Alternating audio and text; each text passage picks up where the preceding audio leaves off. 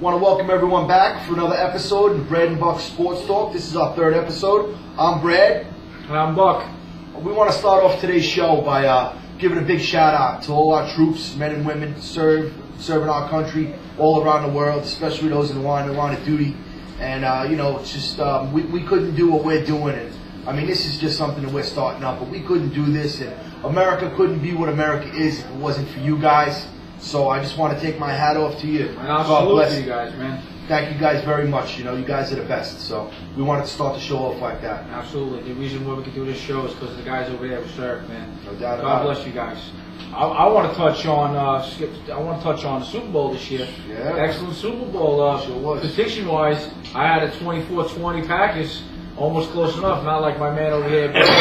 31-24 prediction.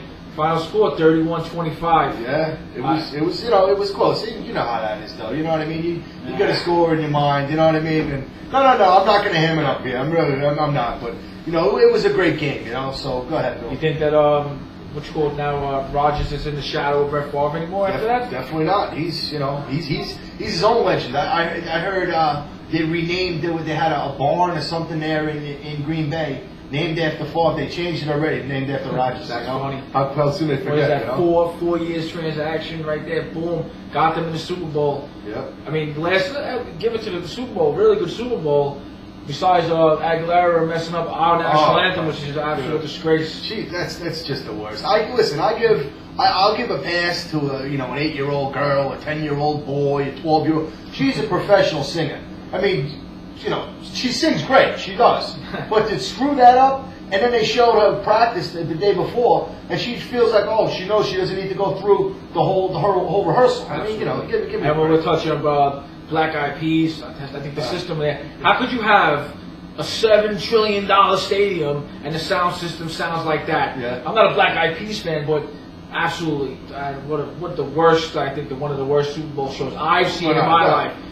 Oh man, bring back the Rolling Stones rolling in their wheelchairs. I mean, come on, seriously, come on, seriously. But anyway, the game absolutely turned out pretty good. It was. I mean, start that game off at 14-0. It looked like Green Bay was going to come out walk away. And I'm like, wow, this is like crazy. Pittsburgh got back into it a little bit.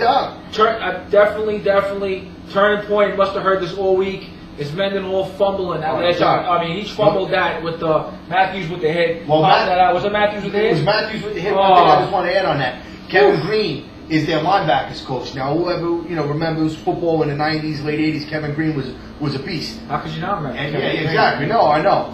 And he went out and he told Clay Matthews the 1-2 plays before that. This is the time. You go out there and you get it. Sure enough, he did make the great play, I think that's the pizza guy. Yeah, we got pizza coming too, guys. It's all right. We're going to roll right through it. Yeah, so, listen, the Super Bowl, it was a great game. Whoever you were rooting for, you can't feel sorry for Pittsburgh fans. They got enough Super Bowl trophies. They still got one for each hand, so it's all good. Absolutely. Another thing, maybe, how about it may not be the last game we maybe see in a while, right? Yeah, What's going on with that? I mean, I see the owners walk out. Yeah, of the meeting they had? They had representatives of the owners walk out? What touch on that, Greg? Well, they had a meeting the other day, and the players made a proposal, a 50-50 split of all the revenues, and the ownership, the representatives of the ownership, but it's the ownership, got up and walked out of the meeting. Now, that to me, it's more of a dog and pony show. It's more for effect. Because this is an issue that's been simmering now since 2008 when they elected to back out of the CBA, which is the collective bargaining agreement. When they decided to do that, this was their first chance to show the players' union supposedly how serious they were. So I think any kind of offer that was made by the players, they were going to walk on it. Because that 50-50 proposal, when we break it down, which we will a little bit later on, was not an unfair proposal. I mean, they had already given up the players' union as it stands right now.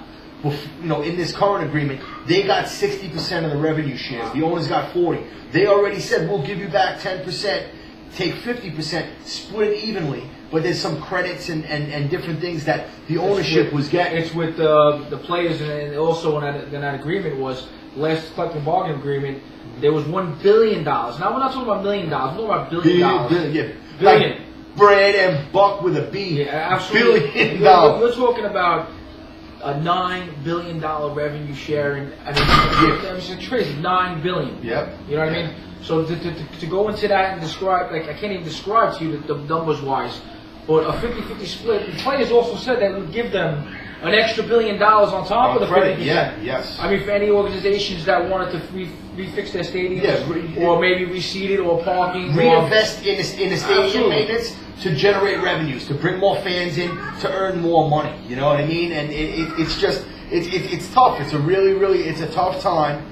And you know the owners. And they had another meeting set up too, right? Yeah, they had a few meetings. They canceled. But I know there was one for Tuesday in Philadelphia. Yeah. I believe Philadelphia. They sure did. You know, and it's hard. You know, DeMaurice Smith is the president of the Players Association. You know, and when they came out with this 50-50 offer, that still, they wouldn't have to look at the ownership's books. And we spoke about that a little bit last year. The ownership says that they're losing money somehow or another. Meanwhile, the players think that they're making more money than they're claiming, people with television contracts. And it's $9 billion, like we said. So now, in this 50-50 offer that the players made, they wouldn't have to look in their books. But the owners still rejected it. Now, the ownership countered, or not countered, but they made an offer prior that would offer the players a 40% revenue share, still keep their $2 billion a year credit. Now, that's where it's crazy, because now the Players Association said, well, if we're going to do that, then we need to see your books. I'm talking $1 billion, man. Come on. You can't get this together. Come on. Right. Get it together. Play some football. I want to see what happens with the NFL draft coming up. I want to see football start in the springtime. Well, actually the summertime. Right. No, I want to see training camps open up. Sure. I want to see free agents. This is a joke. Get it done. Enough said. I mean, come on, get it done. $9 billion, guys can't. It's absolutely ridiculous to me in my eyes. It is. It's pathetic, because there's one word that can sum it all up, and it's greed. You know, if the owners, now these guys, remember we were talking the other day, Billy, off camera. You know, these owners, they didn't make their money.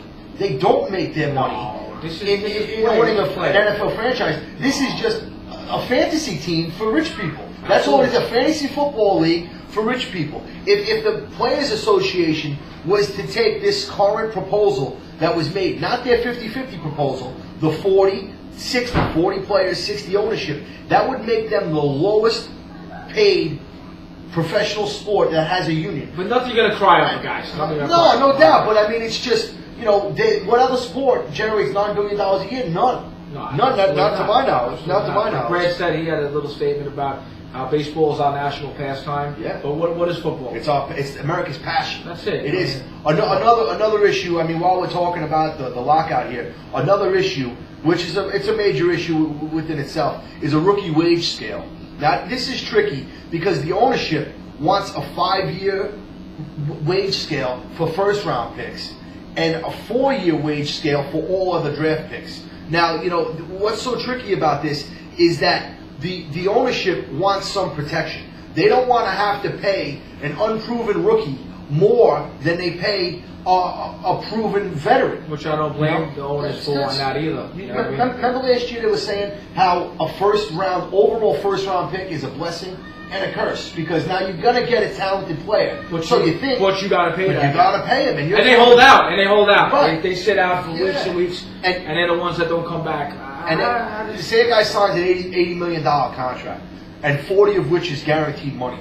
Now that other $40 million is paid over the life of the contract, but that $40 million signing bonus is paid up front. Now, in this new proposal, or any new proposal that they're going to make, the ownership wants that signing bonus paid over the life of the contract. So in cases like Michael Vick, in cases like Plaxico Burress, these owners aren't stuck paying these guys or having paid these guys who are in jail or doing whatever they're doing. I you know, on that side of it, extending it 5 years, maybe not. I don't think so. Maybe. Right. But if it's a signing bonus, you want that signing bonus up front. A lot of players. Right. I mean, you look at. I mean, it's totally different. Look at Hainsworth. That guy. That's ridiculous money. This guy took the signing bonus. Sure. Took the signing bonus from what was it, Tennessee? Oh, yeah. He took their signing bonus, and then within months, he's looking to redo his contract. Well, that's another thing. That's crazy. It's ridiculous. But Billy, I mean, what's not? But Darrelle Revis, the same thing. I mean, these guys sign, and that's another thing the owners want to put in. After you're drafted, you can't, one, ask for a renegotiation, or two, take any kind of contract extension until 3 years out of the draft. Because you get a guy who signs a contract. Say a guy, mediocre player, signs for $12 million. outperforms his contract. It's a 3-year contract after 1 year. Now he's going to hold out. Whatever happened to signing the contract? Sign the contract And playing 3-year contract? No doubt about it, brother. What happened to contracts? I we could rip them up now? 100%. And we could rip up a contract? Right. But in another way, football could turn around and say, we could dead your contract. But whatever, we don't need you no more. But that's the case anywhere. Anywhere you work, you sign on to work somewhere, they can fire you at any time. If you're underperforming, they can fire you at any time. I mean, it may sound, guys... Not with the baseball, not like that. No, but I'm talking about a regular... sign a contract, that's golf. No doubt. These guys, baseball, they go out and they flounder around, catch a couple of fly balls, blah, blah, blah. Right, yeah. They pitch every 5 games, in 5 days. Yeah. These guys go out there and go through war. And they don't get treated the same, which... The industry is $9 billion. That's revenue. That's only revenue. No doubt. I'm not talking about the seats that they make you buy season tickets and they make you buy preseason ones. You're not talking about the money that they put on top of these now the PSLs and right to the fans. And again, that's another thing is like these owners don't use this isn't their cash cow. They don't make their money. This is a hobby. Obviously, they're in it to make money, but they're not. This is not. If their team doesn't make, $900 million this year, they're going to be out, on their ear. That's not the case at all. Just agree on something, get it done. No doubt. March 3rd, get it done. We want to watch. We want to continue to watch football. Yeah. This is ridiculous. I like to watch the draft. Like I said, I like to talk about all the free agents maybe they'll bring in. Right. And that's it. I mean, let's get it done. No doubt. Let's get it done. Another issue, and we're not even going to get into it because until they clear at least one of these 2 hurdles that we just spoke about is an 18-game schedule. I mean, obviously now it's 16 games with 4 preseason games. They want to have 2 preseason games and 18 games. It's a money machine. It's absolutely a money machine. So true. The NFL owners can go and print out their own money. Yeah. They can print out money that it's ridiculous. They ain't no trouble. They'll never be in trouble. If they lock us out, they lock the players out. We're all shaking. We're worried. The fans. That's what. The players and the owners ain't really worried about. I mean, the sad thing is that so many of these players just mishandling their money. I mean, so it is going to be an issue for a lot of these. Forget guys. about the guy who goes out and drinks down his gobble his paycheck, his $500 paycheck. Yeah. And we're over here, we ain't crying for them guys about how he's going to collectively bargain and agree to get some food on the table for us. Get it done. Enough. No doubt. All right. One thing I want to touch. Besides, we'll go if I hit that back, but I've been getting a lot of little feedback on NHL. Yeah, hockey. NHL. Yeah. I think I had to actually study a little bit of this. Yeah, I haven't watched no hockey at all. It's been tough, man. Thanks, Keith. I appreciate you hitting that up there, man. Keith, Big time Ranger fan. Yeah, brother. Big time, man. I'm a Ranger fan too. Also, the whole family, the whole Watch Like family. I love you guys. God bless you guys.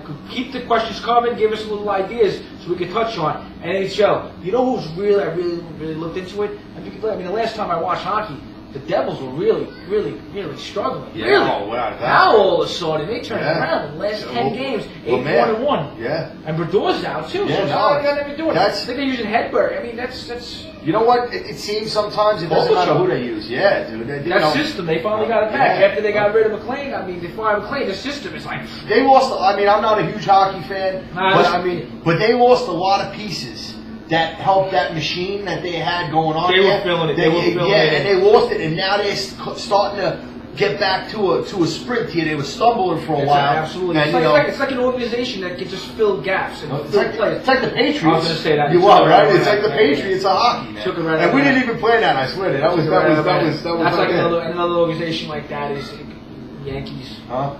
The Yankees. Oh yeah. They seem to fill it in too well too. The Yankees, no. But anyway, let's get into the show.